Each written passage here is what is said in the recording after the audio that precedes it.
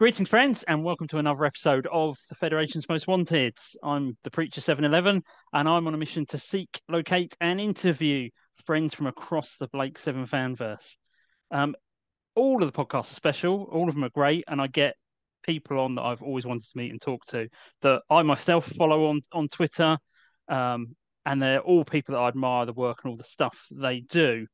But I've got an extra special guest on today because this is someone that keeps me regularly entertained with her Blake and a Cake, which is one of my most smile-inducing things on the Twitter. If you haven't seen it, go and check it out. But it was also inadvertently the cause of this whole podcast scenario, but more on that another time. Amanda, welcome.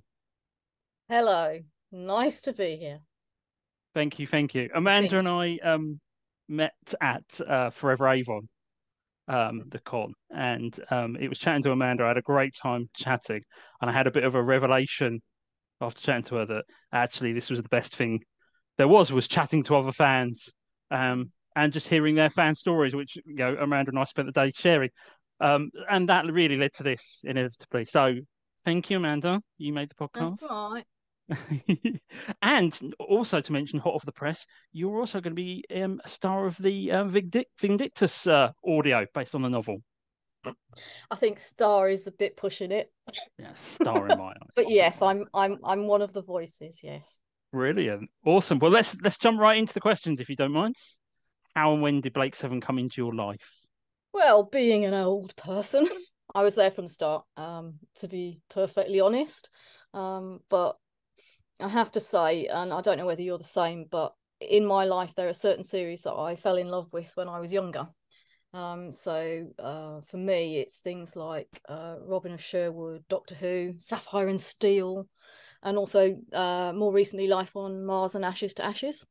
Yep. Anyhow, I have a tendency to sort of wax and wane with my interest in these things. And so with Blake 7, although I did see it on Gold back in the day, and I even got the videos out of the library when you could do that, and people actually used video. I actually got back into it in a big way during lockdown, like quite a few others, I suspect, and I bought the complete DVD set and got obsessed all over again, really. Just completely smitten by it. I got so carried away, to be fair, that when I saw the stuff for the 1982 annual and the deadline had already passed, I still made an effort to write my very first fanfic and send it to Cult Edge.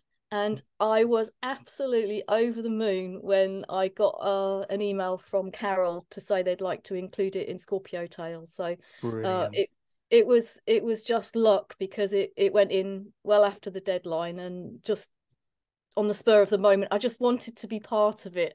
I mean, pathetic as it might sound, I just wanted to be part of it. And it's never not exciting to find that something you've written is being published. So it was really good. And then, as you mentioned before, the Forever Avon convention I went to as well, even though it was put off due to COVID, and that was odd, really, because I didn't know anyone. I was there on my own. I saw you with your t-shirts. I recognized you, and I was going to say I met Floppy Lion, Andrew. Yeah, Andrew. And yeah, it was just. And I think I was sitting behind Jill when she won the annual, but I possibly said hello, and that's about it. So it was just really odd, because I'm actually, I would say, probably quite shy in real life. So it was bizarre, because I'm sure there were loads of people I talked to online there, and I possibly didn't even know who they were, because not everybody uses their real name, for instance. No, some of us hide. Yeah, indeed. Yeah, so sorry, I'll shut up now. But yeah, it's brilliant. No, don't worry. Obsessed once again. It was great. It was a great day. It was great to see you there. It was great to see so many people, and it was lovely to see all the costumes and the props, and obviously the cast as well. It was lovely to see them. But it was just a really lovely day. Very, very, very hot though. It was warm. It was warm. I have to say, some of those troopers must have been they must have lost a stone before they left because it was so hot. Yeah, It 10 really was points to the hot. guy dressed as Travis as well. Oh, yeah, that costume was fantastic, but he must have absolutely sweated buckets. It was Indeed. so hot. So, Amanda, what series are you? What series bonds with you the most? Series A, by a country Ooh. mile. Ooh, this is good. And the reason is this: if you don't have that very first series where they build the whole Blake universe, you haven't got anything. And I also have a preference for the original crew. And you just have them, all of them, there in that first series. And they're firing on full. They're just they're sort of building all the relationships. They all have stuff to do, unlike in series B, where Jenna and Callie in particular get dumped on teleport duty a bit too often, which I think is a shame after the first series. I really do. And they have the surface suits in the series A, and I just think the surface suits are great. And you probably already know, but I had a surface suit or space anorak, Callie's version, made is it last year? Yeah, I had it. The idea was to get it made for Forever Avon, but there's a big story, well, not a big story, but there's a story behind it. So what I did was we bought a load of material, and my husband is the seamstress in our house. It's definitely not me. And we were going to try and make one ourselves, and it was a complete disaster.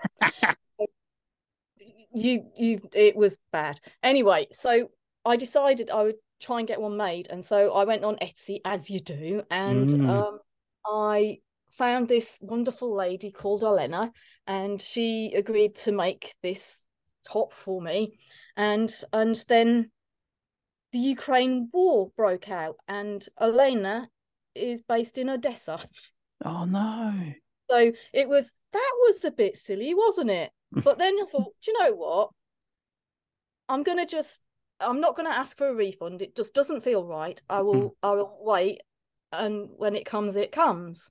And I just thought it was great that my freedom fighter top was being made by a freedom fighter. I just loved it. That is Anyhow, epic. unfortunately, when it arrived literally a week after Forever Avon. I Oh, didn't get a chance to wear it. next But time, next my time, friend. Next as long as time. it's not too hot, next time. Next time, yeah. I'm not going to shut Oh up, but definitely no, Series A. I love it. I absolutely love it. Also, I prefer the costumes in that because they're less flamboyant and more practical. Yeah, good point. June Hudson has some great design ideas, and obviously Avon in his leather's great. But, Callie in a frock running down a hill in shadow does suggest that her surface suit might have been more useful. Excellent. There you go. Series And what A, definitely. Series A? Team Blake or Team Avon? Team They can't Avon. see that. She just Sorry, I'm wearing an Avon top, yeah. folks. One of the things that's a regular occurrence here on the podcast is that people dress for the occasion. I love it. It's brilliant. I I don't can't ask say for I it. It's not dress a for the requirement. occasion because I would normally wear it because I'm that sad. But hey, I would say it would be Team Avon Team Avon. because it's the love of, or maybe lust after Avon that's always kept me coming back to Blake 7. But, and it is a big but, when I get to Star 1, even on my rewatches, after Star 1, I really, really miss Blake. Okay. Because I just missed the verbal sparring. It's just a great duo, the two of them. And last time I watched all the way through and I got to Star 1, I missed Blake to such an extent. I started looking for other Gareth Thomas stuff to watch. And I ended up watching a thing called Morgan's Boy. And if you haven't seen it, you really have to watch it. But it's bleak. If you think Blake Seven's bleak, not Wow, bad. okay. But if you don't want to hug that man through the screen, by the time he gets to the final scenes of Morgan's Boy, there is something seriously wrong with you. Brilliant. But it's a brilliant series, very dark, but it's great. DVD, Blu-ray, where do I get it? No, it's not. I had to watch it on YouTube. I was most miffed when I looked it up, and it's not out at all on DVD. And wow. I don't think I even wrote to network network on air to say, can you get hold of it and release it. Oh wow. I also watched Knights of God, which is not quite the same, but right. It's a bit Blake because he dies in the end of both of them, but spoilers. Oi. Yeah, but favorite episode, Amanda? Right. Rumors of Death, if I am forced to choose. Yeah. And it's because I absolutely love the opening scenes where you're thrown right in at the deep end with Beardy Darrow looking totally disheveled, and then just watching the story gradually unfold. And it's just right up there all the way through to Servalan Under a Wall. I just think it's great. Yeah, it would be Rumors of Death, but I mean, obviously there's absolutely stacks and stacks of other brilliant episodes, See Chloe Kate Destroyed, Jewel, Project Avalon, Gambit, Countdown, Pressure Point, crikey, Power Play, Sarcophagus, Aftermath. I'll go on and on forever. But because there's far more brilliant episodes than poorer ones, in my opinion. Then and poorer, even the poorer episode. Then come on, poorer episode. Least favorite episodes.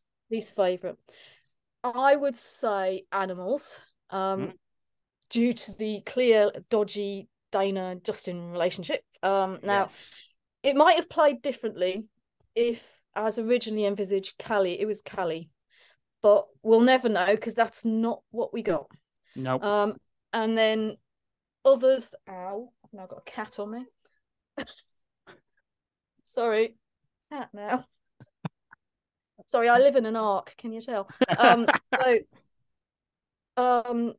Other ones that I'm not overly keen on, and not surprisingly, because I'm a woman, the Ben Steed stories don't all play great. Although, as I say that, there are bits in Harvest of Kairos that still amuse me. Like Avon on his Rock is just fun. And also the fact that, when Servalan does the clip of, do that again with Jarvik, it's like she's literally one-upping the writer.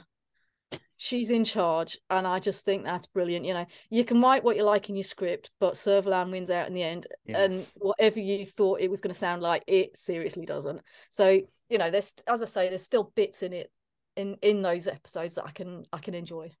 Brilliant. And Liberator or Scorpio?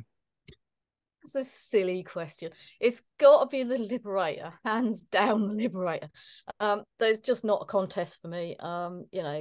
Liberator is, the whole thing is just breathtaking. The model stuff with Scorpio's nice. It does look good, but Slave is just bleh. Liberator's it's just a beautiful ship, and that cathedral-like flight deck. I mean, come on, you're never gonna get anything like that. And then you've got the fabulous Zen, and if you don't tear up when Zen dies, and he's just the computer of the ship, then what's wrong with you? Still too soon, Amanda. So too soon. Definitely Liberator, because Scorpio is just Scorpio, but Liberator is just up there, Strong. I like it. Travis 1 or Travis 2? Right. Travis 1. For me, he just comes across more sinister and more believable as a leader of troopers and mutoids. And he's just so completely different from his unhinged replacement, or I suppose upgrade, if that's how you want to see it. I also actually prefer the Travis 1 outfit. Because the eye patch covers more of his face, so it makes his backstory seem more immediate, more real. Whereas Travis 2 leans a bit more to your decorative officer type for Servalan. He's a bit new romantic, really, isn't he? But How not you not say that, it? Why didn't I spot that before? but Before. he just does. But I mean, both Croucher and Greif are good-looking blokes, so they're both quite decorative, really. To be honest. But in the series, I think because of the outfit, yeah, Croucher's just a bit new romantic for me. Nice. But they both get to shine in their own, episodes. So, I think Brian Croucher got a hard deal with some of them, but then when they get to the trial one, he shows his stuff and he's good. Absolutely. But I did really enjoy listening to the two of them both playing Travis on the recent Clone Master set from Big Finish. I thought that was really well done, and it was really nice to hear both of them. So if you haven't heard it, folks, listen to it because totally agree. It is fun. It was It a was really good. nice one. I think there might be a time due to Blake and a Cake, we might have to have you back to do some Big Finish discussion, I feel, because I think I would love that. But on to the next one, Gunfire and Death on the planet Gouda Prime. Who survived, Amanda? Did anybody? No one survived, and I don't care what anyone says. No one survived. It's how I felt at the time, and it's still how I feel, if I'm honest. And it's completely fitting for the gem that is Blake 7. Yeah. It's just a fitting end. Now, I have to admit that it's great fun reading continuations. And there've been a few over the years, and I know you've said this before, like Afterlife, Lucifer, and most recently Vindictus. And I do enjoy reading them. And there's also other fanfics as well where they're all clones and all the rest of it. They are a good fun read, but I don't know, in my heart of hearts, the Scorpio crew all died. And I know I'm voicing one of the new crew in Vindictus. And so yeah, yeah. No, I'm with you, mate. I think I've said it on here before, and I'll say it again though. I'm totally with you. To me, the show ended. It was a perfect ending. It was great. I still enjoy the post Counter Prime stuff as a separate thing, and I'm happy for those. But for me, it's fitting. You can't fight the machine, no matter how good you are. It was Blake 7 was always going to end that way, and rightly so. Yeah, I mean, the thing is, it's like, obviously, I'm in this Vindictus thing, and I accidentally, kill one of the returning characters. I'm not going to say anymore because you need to read the book or listen out for the audio, I guess. So lastly then, what's your Blake 7 wish? You can grant one wish for our fans. Is it merch? Is it Blu-rays? What is it? What are you going to give us, Amanda? Right. Obviously the Blu-rays. But I'd also like a complete set of Blake 7 action figures. Yes. Now, I don't know whether you saw it, but there was a Blake action figure on eBay a few weeks ago. Yep. It went for 57 quid. One little figure. Anyway, so I need them a bit cheaper than that. But I'd like the action figures, please. Affordable for your ordinary fan would be good. But another thing I would dearly love is a locations guide for Blake 7. Ooh. Now, I'm a big fan of Robin of Sherwood, and in the Robin of Sherwood world, we have something called the Trail of Robin of Sherwood, which is effectively a guidebook that lists all of the locations used. And it is invaluable when you visit locations.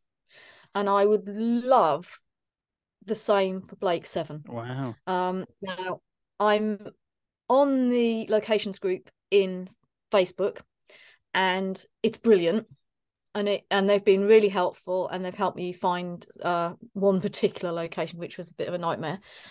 We got very close, but we couldn't see it, and they were really helpful. What one was that? So that I could get it. Was it's part of Kazan. It's also used in City at the Edge of the World and Volcano. Right. And it's but literally a massive quarry. And they'd also did some sorry, I should say closed quarry. And that's why I couldn't find it. It's behind barbed wire, etc., etc. But it is unchanged. It is absolutely lovely to visit.